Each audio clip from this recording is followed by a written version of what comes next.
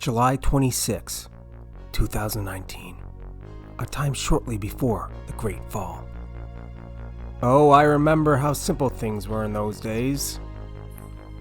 Oh, but how the world has changed! But I digress. On July 26, 2019, a video game was released. I watched from my lonely bunker with cold, envious eyes as others played this game that I so coveted. This game was Fire Emblem 3 Houses for the Nintendo Switch. The masses rejoiced. Why did I not join in on this celebration? This orgy of excitement and fun? Well, simply put, I did not own a Nintendo Switch on July 26, 2019. Now I do own a Nintendo Switch, and I have played Fire Emblem 3 Houses. Sort of. I've only played one of the paths, but in my mind, that is enough to make a video on YouTube where I ramble about it. Fire Emblem is a series that I've grown quite fond of, and this newest installment intriguing for a variety of reasons. While perusing the internet and banquet of media made available upon the game's release, I noticed a variety of changes and new features, things I'd never seen before in a Fire Emblem game. Would this be the greatest Fire Emblem of all time? Could it be the one to rule them all? Let's find out as I present to you the first Brizz review, an in-depth examination and dissertation of Fire Emblem 3 Houses for the Nintendo Switch. Let's begin.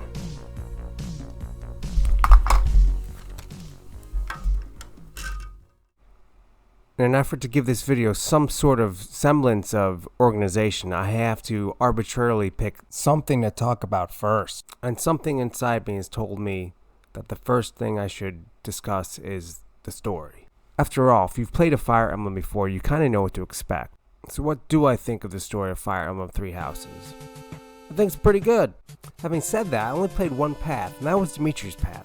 I don't know the whole story, but from what I played, yeah, I liked it. There are 4 paths in total, and although I want to eventually play all of them, that's not going to happen anytime soon, as there's other games in my backlog I have been waiting to play.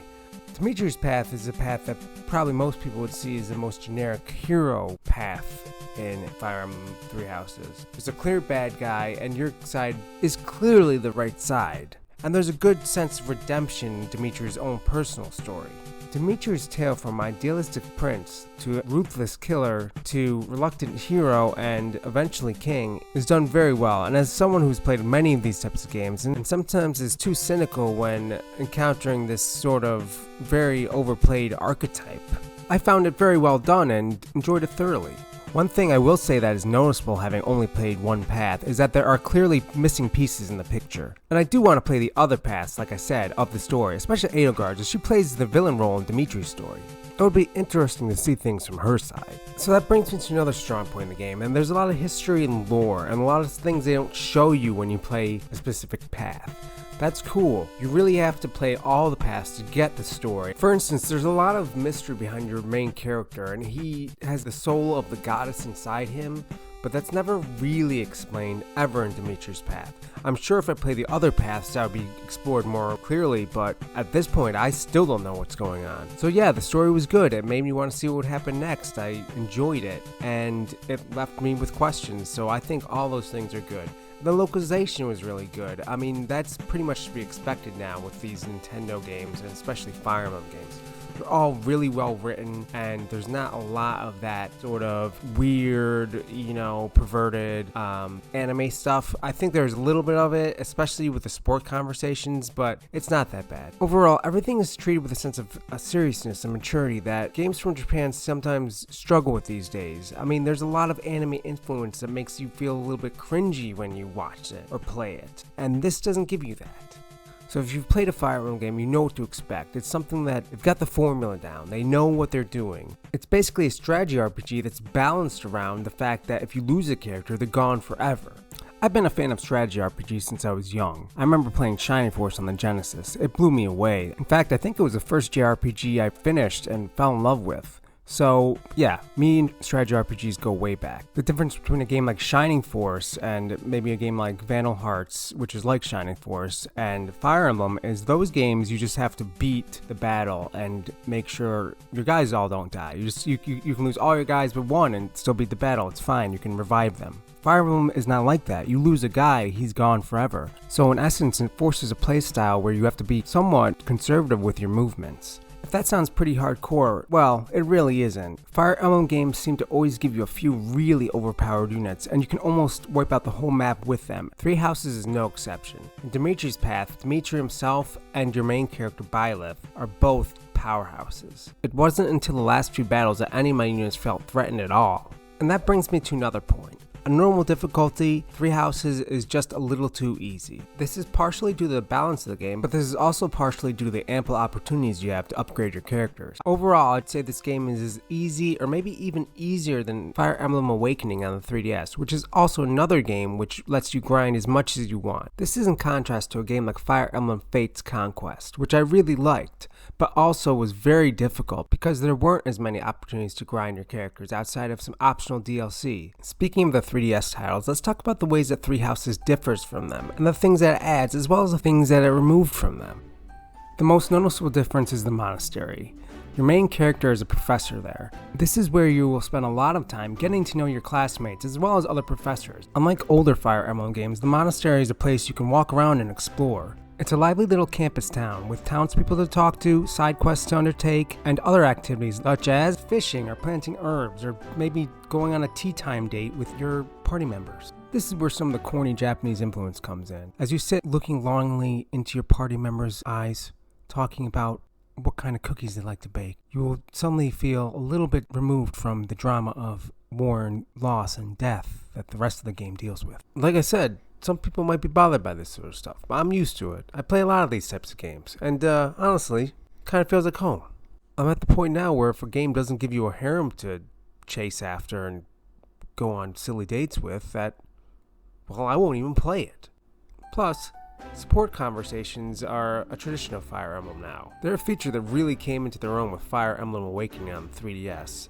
So overall, how well done are the support conversations in Fire Emblem Three Houses? From what I played, and obviously I only saw a small percentage of them, they're kind of hit or miss. Not all of them are enthralling or super interesting, but you know what? I'm glad they're there. They add something to the game. On the topic of support conversations, there's one thing that Three Houses is missing that the 3DS titles were really known for. In both Awakening and the Fate series, your characters could all mate with each other and have offspring that would eventually join your party. Now, this didn't make a lot of sense in a logical sense. I mean, how are you going to fight with your grown-up offspring at the same time? They really came up with some wacky ideas to make it happen, but it was a fun mechanic.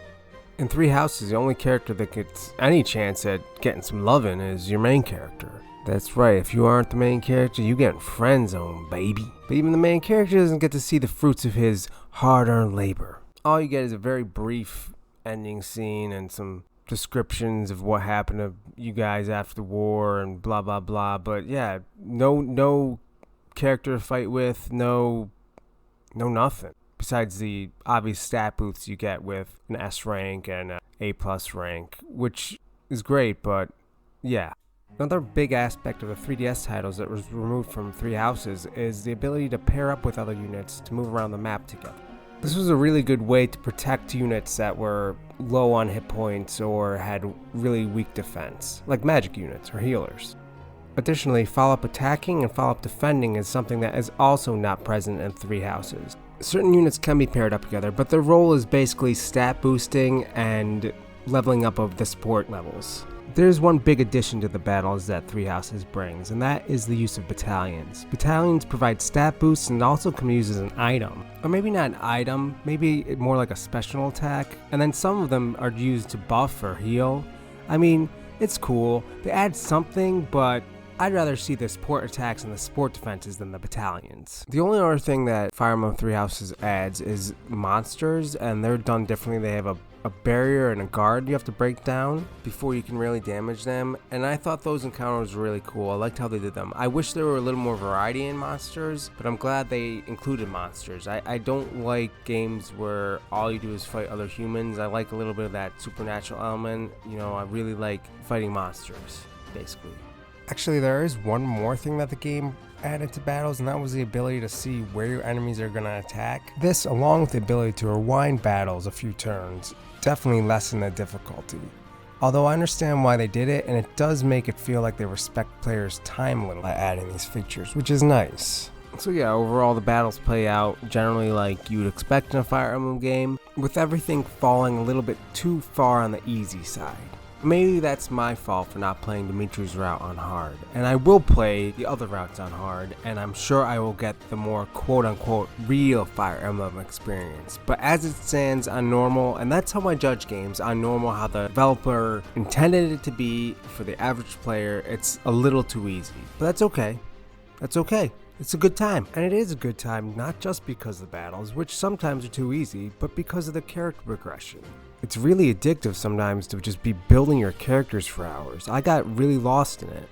And this brings me to the double-edged sword, which is the progression in Fire Emblem Three Houses and the pacing. I know earlier I mentioned the monastery very briefly, but now it's time to get a little more in depth. To really understand the gameplay loop in Fire Emblem Three Houses, we have to examine all the different things you do in the monastery because you spend so much time there. Unlike other Fire Emblem games where you're basically playing from mission to mission, Three Houses gives you a calendar system where there's always a story mission at the end of every month to push the story forward. The rest of the time is basically free time at your monastery. In my mind, the monastery serves two main purposes. The first is to provide world building. In the older Fire Emblem games, you never really got to walk around your world. Exploring the campus with your avatar gives you a chance to see the world firsthand and makes the world feel a little more lived in, which is nice. The other main purpose the monastery serves is to build your characters and build your team. There's a plethora of ways to do this, and this will end up taking a lot of your playtime in Fire Emblem Three Houses. Your main focus here is leveling up your skill levels and your weapon level. This will determine how strong your characters are in battle and also what classes they can become when they get promoted. Support levels are also a focus here, but I feel like supports in this game are not as important as they were in the 3DS titles. If you played a Fire Emblem game before, you know how they work anyway.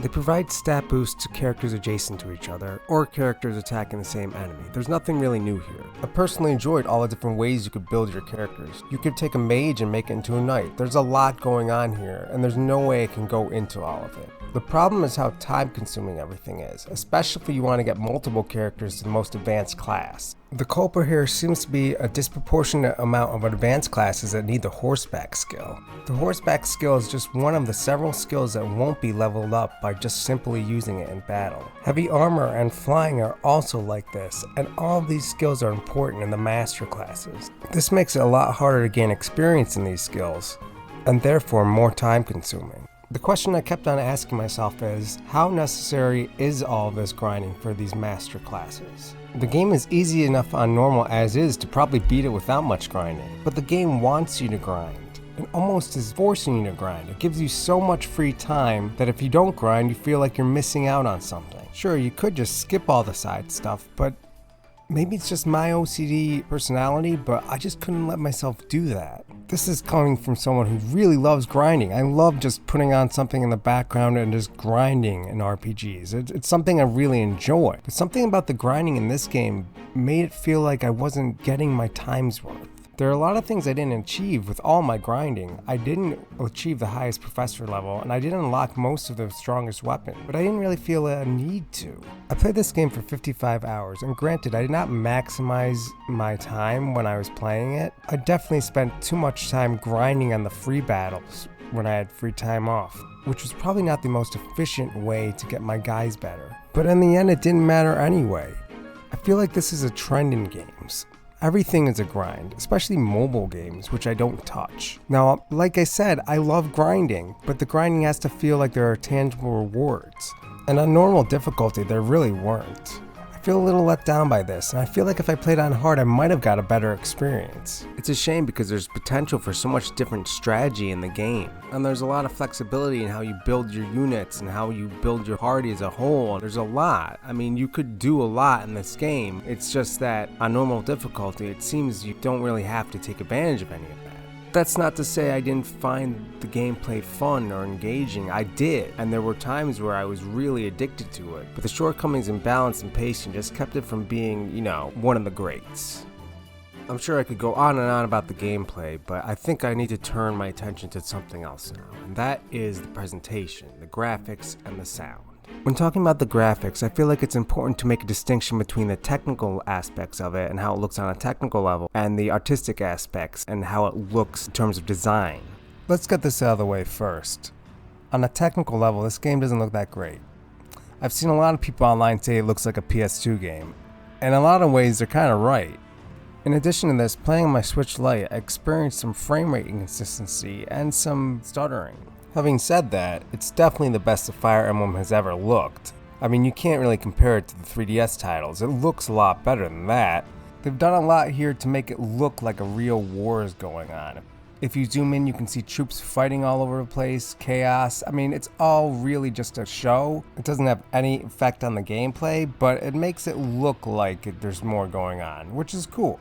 So we've established that on a technical level, Fire Emblem Three Houses is not going to win any awards. But to me, that's not that important anyway.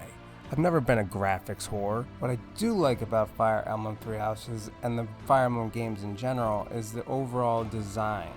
The aesthetic is just really pleasing to me. I really like the way that Japanese games do medieval Europe and high fantasy.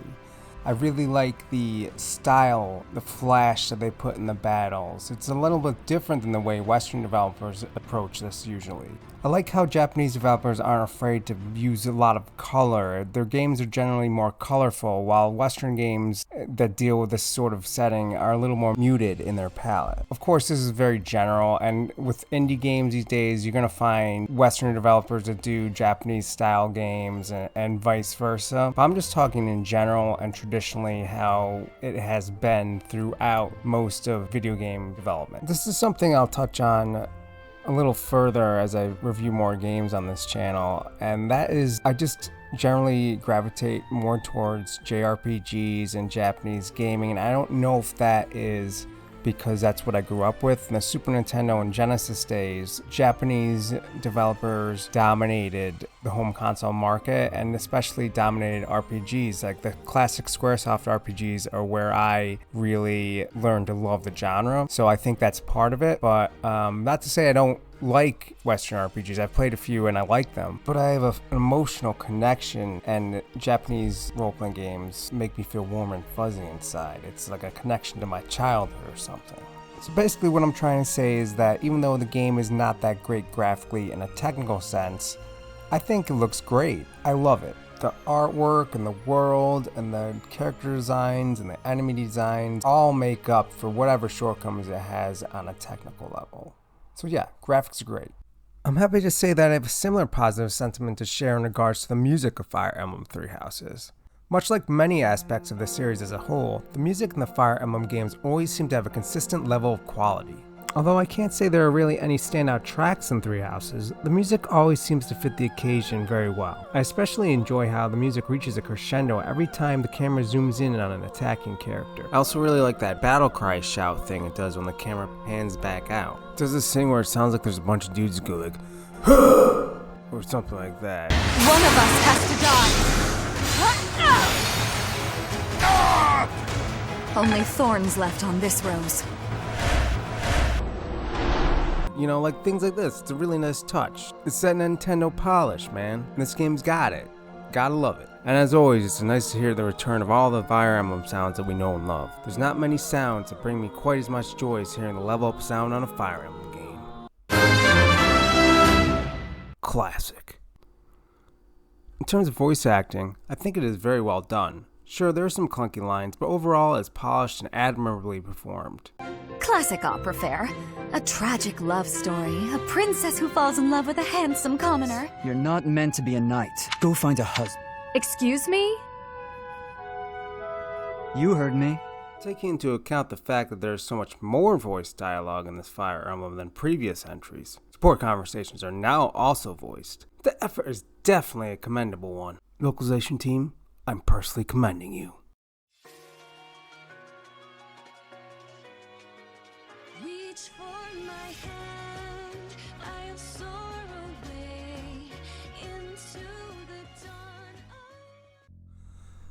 So that's it, the first Brizz review. So what can I say about Fire Emblem Three Houses to sum up my thoughts? It's a great game. I love it. It's for sure one of the best games I've played on the Nintendo Switch. I mean, I love the whole Fire Emblem series, and it's a winning formula. There isn't a dud in the whole bunch. With all the new features that Three Houses brings to the table, has Intelligent Designs finally crafted the perfect Fire Emblem game? Not quite. I love the 4 different scenarios, and there are truly some memorable characters and moments to be found throughout. I mean, it looks and sounds great, all things considered, and the gameplay is solid and deep, with a plethora of choices depending on the playstyle. Having said that, a number of things hold this game back from being the best. The type of game people refer to as one of the greats, a timeless classic. The balance is not great. Balance is tricky in Fire Emblem games due to the tradition of permadeath, and on normal difficulty, this game is too easy. For a game that encourages grinding in a variety of ways, normal difficulty makes the effort feel pointless at times. It's still fun, but sometimes can certainly feel monotonous. And knowing through research that the paths share a lot of the same assets and battles, I can only imagine that this feeling is really true for those who play all the paths. Like I said, I only played one. But it's a great game. It's a Fire Emblem game, and the most popular one yet. That is enough to rejoice about in these troubled times. It may not be the best definitive Fire Emblem game, but that's because the level of quality throughout the series is so high. The outlook may be murky for this world, but we know as long as Nintendo still exists, we will continue to get Fire Emblem games. I don't know about you, but that brings me a good deal of happiness. Till next time, this is Brizz signing off.